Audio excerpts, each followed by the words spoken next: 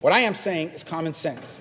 You're a visitor. You're not even an American. You're a foreign national. You're here because we gave you a visa to be here temporarily, and now you're out there defending and supporting Hamas, a terrorist organization? The particular case of the student, look, my job at the State Department is if I identify someone who I believe is present, someone who's a visitor, a guest to the United States, and we identify that their presence in our country poses a threat to our foreign policy, to our national security, we're going to take that person's visa away. We're going to take their visa away. That's what we're going to do.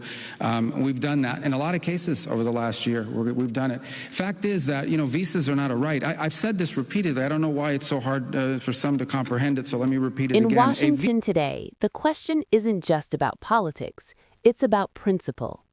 Who gets to stay in America, and under what conditions? When Marco Rubio draws a hard line on visas and national security, the reaction is explosive. But here's the real question.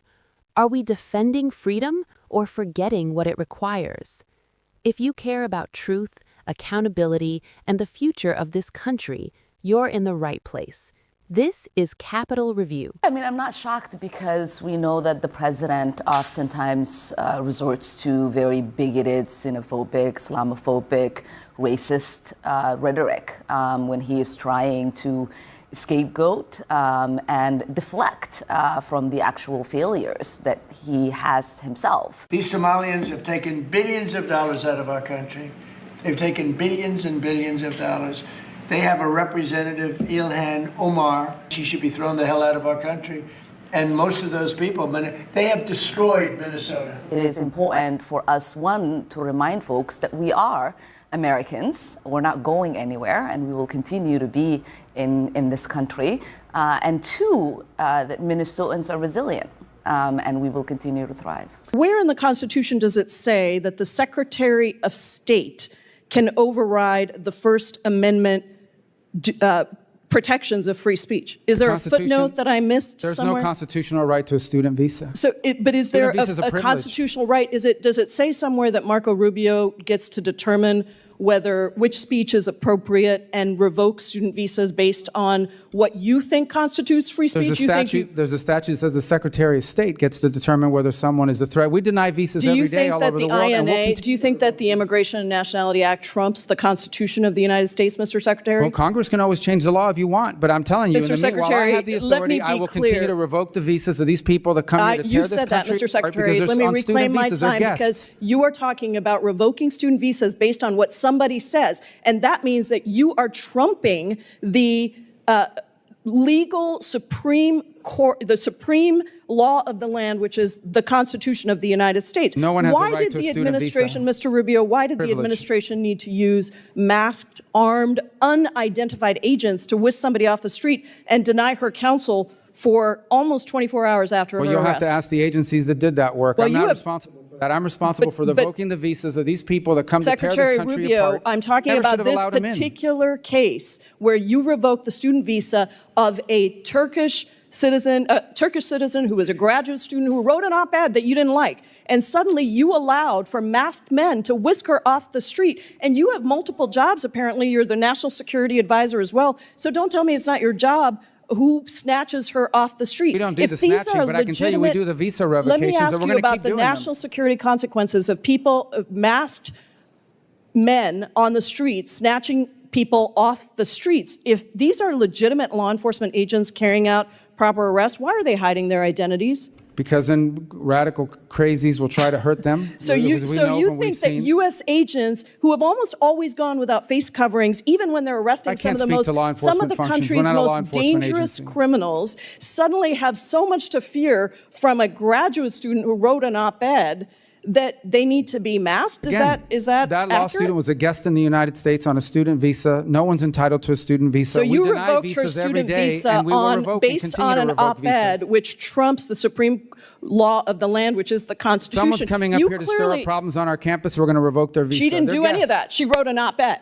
Well, She that's wrote what an you op-ed, claim. and I'm talking to you about her That's her particular lawyer's case. claims and your You claims. Those are not the facts. You reclaiming my time. You revoked her student visa Yes, because proudly. she wrote an op-ed. And we'll do more. We're gonna do more of I them. have another question for you. Would you revoke the visa of someone in the United States who published claims that, quote, Jews are an untrustworthy and dangerous group? Yes or no? We will revoke the visa of anyone who's in this country as a guest Are who's you here to stir up going to trouble. revoke the visa of somebody who made Send me that? the case, that, I'll look at it. that I'm looking statement? to Well, get crazy people out of actually, our it's not country. just about revoking. Forward You to actually, revoking the visas Secretary of any Rubio, lunatics you excuse can me, identify. reclaiming my time. Can you explain to me why the Trump administration granted refugee status to Charles Kleinhaus, the white Afrikaner who tweeted that exact statement that I just said? There's the case. That's not a visa. You who granted that person That's to a enter the totally United different process. States. That's someone that applied here through a totally different process. Secretary Rubio, student visas are a privilege. Secretary we deny them all the time, and we'll revoke you them. revoked a visa based on an op-ed, and then you allowed for Gentlelady's time has masked expired. men That's to your snatch claim. That's somebody accurate. off That's the your claim. street. Your time's That's your claim. expired. That's your claim.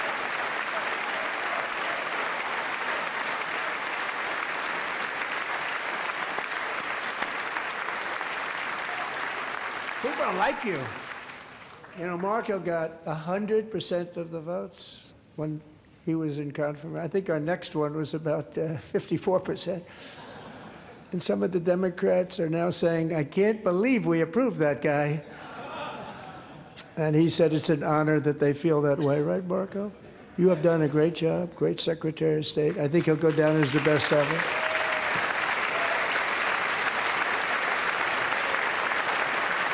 What we witnessed in that exchange was more than political theater. It was a collision between two deeply held beliefs about what America is supposed to stand for. On one side, you have Marco Rubio making a very clear argument. A visa is not a right, it is a privilege. The United States, like any sovereign nation, has the authority to decide who enters and who stays. And when there are concerns, especially tied to national security or support for groups like Hamas, the government has a responsibility to act. From this perspective, it's not about silencing speech, it's about protecting the country. On the other hand, lawmakers like Pramila Jayapal raise a serious constitutional concern.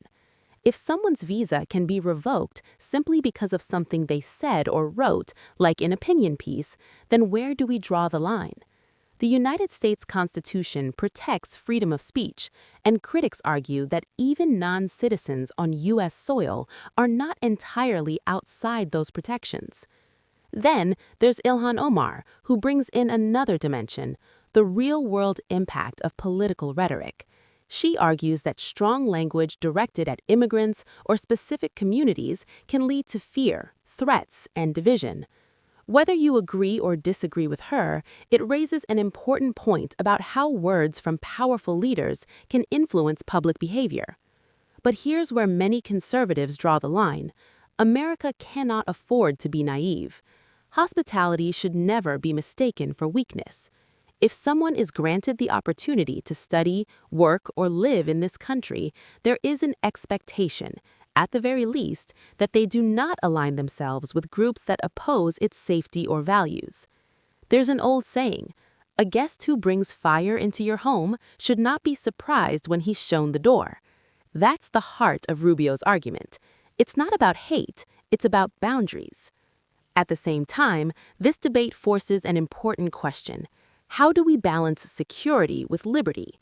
Because once you start limiting speech based on interpretation, the line can become dangerously unclear.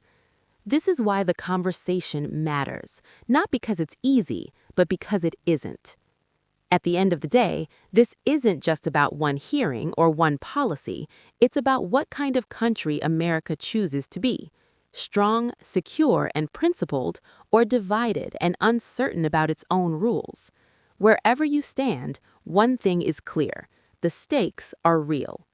If you want more clear, honest breakdowns like this, make sure you like, subscribe, and share Capitol Review. I'll see you in the next one.